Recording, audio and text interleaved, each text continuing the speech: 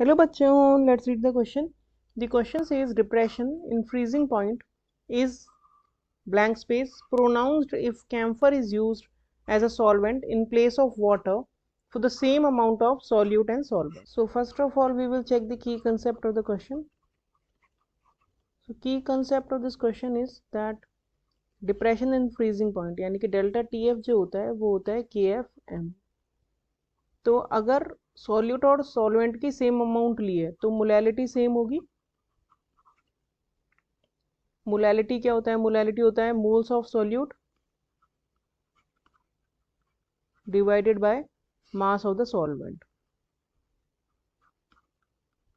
तो क्वेश्चन में हमें बोला गया है कि जो हमने अमाउंट ऑफ सॉल्यूट और सॉल्वेंट है वो सेम ली है, तो यानी कि एम भी हमारा सेम होगा दोनों ही सॉल्यूशंस के लिए, यानी कि डेल्टा टी एफ जो है वो डायरेक्टली प्रोपोर्शनल हो गया के एफ पे. अब अगर इस क्वेश्चन का हम सॉल्यूशन देखें तो फ्रीजिंग पॉइंट डिप्रेशन किस में ज़्यादा प्रोनाउंस्ड होगा? जिसमें के एफ की वैल्यू ज़्यादा है. तो के एफ की वैल्यू कैम्फर के लिए होती है 37.7 degree centigrade kilogram mole inverse. This is for camphor. और वाटर के लिए के एफ की वैल्यू होती है 1.86 degree centigrade kilogram mole inverse. So this is for water.